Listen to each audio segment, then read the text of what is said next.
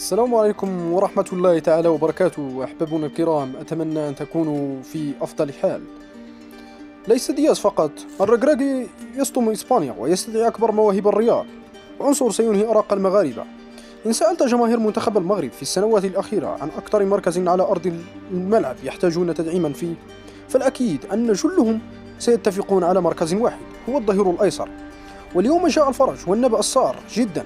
منتخب المغرب حصل أخيرا على لاعب قادر على تغطية ذلك المركز في السنوات القادمة، والأمر يتعلق بموهبة من بين الأكبر في أوروبا حاليا، ومن المحتمل أن يبصم على مسيرة كبيرة جدا، خاصة أنه حرق كل المراحل مع ريال مدريد ويبدو متجها بسرعة الصاروخ للفريق الأول، وأرقامه وإحصائياته ستجعلك منبهرا.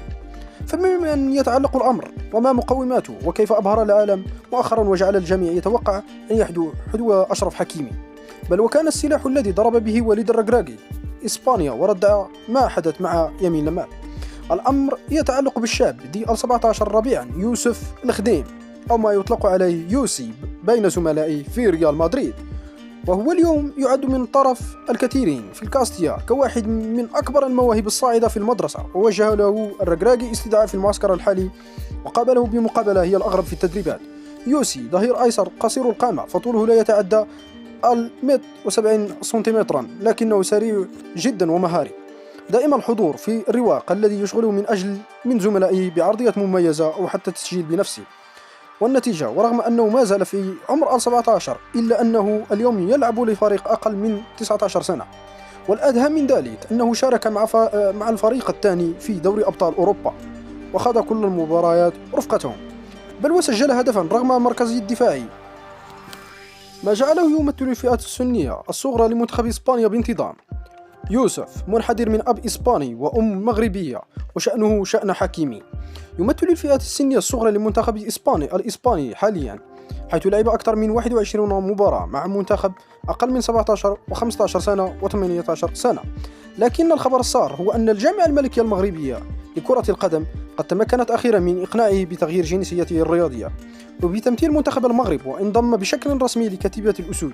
يوسف اختار أن يسير على خطى مثله الأعلى أشرف حكيمي، وانضم لصفوف المنتخب الأولمبي الذي سيشارك في أولمبياد باريس 2024، وهو الآن لم يتأخر في الالتحاق بالمنتخب الأول رفقة وليد الركراكي، والذي يعاني فعلا من خصاص كبير في مركز الظهير الأيسر، واضطر للاعتماد على مزراوي في مركز ليس مركزه وأحبط جدا، بالخصوص في الكان الأخيرة، والتي ظهر خلالها بشكل شاحب ومخيب جدا للأمل، وجعل هذا الرواق نقطة سوداء بل ومنطقة ظلام حالك.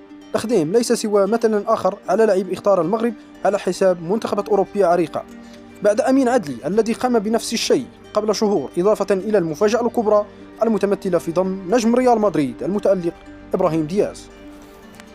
أصدقائي الكرام، لا تنسوا الاشتراك والإعجاب لكي يصلكم كل جديد.